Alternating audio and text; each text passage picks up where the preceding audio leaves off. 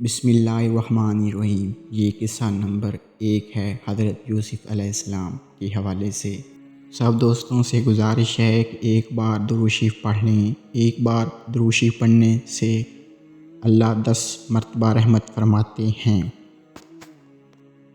ایک دن حضرت یوسف علیہ السلام نے صبح اٹھتے ہی اپنے والد سے کہا کہ اے ابا جان، میں نے خواب میں 11 ستاروں یعنی چاند اور سورج کو دیکھا ہے جو مجھے سجدہ کر رہے ہیں۔ حضرت یعقوب علیہ السلام نے فرمایا، بیٹے یہ خواب اپنے بھائیوں کو مت سنانا، ایسا نہ ہو وہ دشمنی پر اتر آئیں۔ بیٹے تم اپنے دادا اسحاق علیہ السلام اور پردادا حضرت ابراہیم علیہ السلام کی طرح اللہ تعالیٰ کے ہاں برگزیدہ ہو گئے۔ اللہ تعالیٰ تمہیں علم و حکمت اور بہت سی نعمتیں عطا کرے گا اور تمہارا مستقبل بڑا تابناک ہوگا، یعنی کہ بہت اونچا ہوگا۔ ادھر یوسف علیہ السلام کے دوسرے بھائی جو حضرت یعقوب علیہ السلام کی دوسری بیوی کی اولاد میں سے تھے، ایک دن ایک جگہ پر اکٹھے ہوئے اور کہنے لگے، ابا جان ہمارے مقابلے میں یوسف علیہ السلام کو بہت زیادہ چاہتے ہیں اور یہ ہمارے لیے تو بہت بڑی توہین کا باعث ہے، کیونکہ بہرحال ہم بڑے ہیں۔ آؤ ایسا کرتے ہیں کہ یوسف علیہ السلام کو باپ کی آنکھوں سے اوجھل کرنے کے لیے اسے کسی دور دراز جگہ پر چھوڑ آتے ہیں۔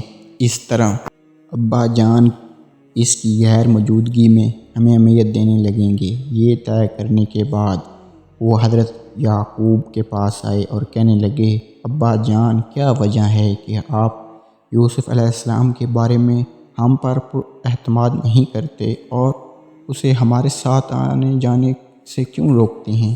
کیا ہم نے کبھی یوسف علیہ السلام کو کچھ کہا ہے؟ ہم تو ہمیشہ اس کے خیر خواہ ہیں۔ کل ہم نے سیر کا پروگرام بنایا ہے اور حضرت یوسف علیہ السلام کو بھی ہمارے ساتھ جانے کی اجازت دیں تاکہ وہ بھی ذرا گھوم پھر لیں۔ ہم وعدہ کرتے ہیں کہ ہم اس کی پوری حفاظت کریں گے۔ حضرت یعقوب علیہ السلام کہنے لگے، بیٹوں یوسف ابھی بچہ ہے، وہ ابھی کھیل کود میں تمہارے برابر کا نہیں ہے اور جنگل میں بھیڑیے بہت ہیں۔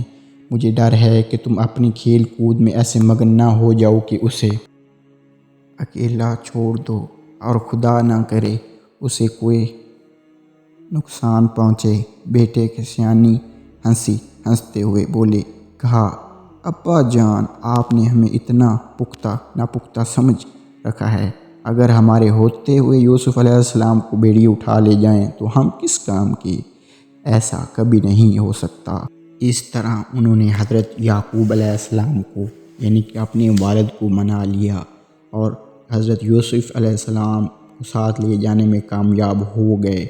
وہ ایک بیابان جنگل میں آ گئے جہاں نہ حضرت یعقوب علیہ السلام تھے اور نہ کوئی دیکھنے والا نہ کوئی سننے والا۔ انہوں نے یوسف علیہ السلام کی قمیض اتروا لی اور اسے ایک کنویں میں ڈال دیا جو کہ وہاں نزدیک ہی تھا۔ انہوں نے حضرت یوسف علیہ السلام کو کنویں میں ڈال دیا تاکہ کوئی قافلہ وہاں سے گزرتے ہوئے اسے نکال لے اور اپنے ساتھ لے جائے۔ یوسف علیہ السلام کو کنویں کے اس اندھیرے میں بھی اللہ تعالیٰ کے فضل و کرم پر بھروسہ تھا اور وہ اس کا ذکر کرتے رہے۔ البتہ باپ کی جدائی میں انہیں آنسو بہتے رہے۔ ان کے دل سے بار بار یہی آواز آتی تھی کہ یوسف علیہ السلام گھبراؤ مت، حالات کبھی بھی ایک جیسے نہیں رہتے۔ تمہارے یہی بھائی جنہوں نے اتنی سرد موری اور ظلم کا مظاہرہ کیا ہے، ایک دن شدید بدحالی کا شکار ہوں گے اور تیرے دروازے پہ آئیں گے۔ اس وقت یہاں اپنی جہالت اور بدعملی پر سخت شرمندہ ہوں گے۔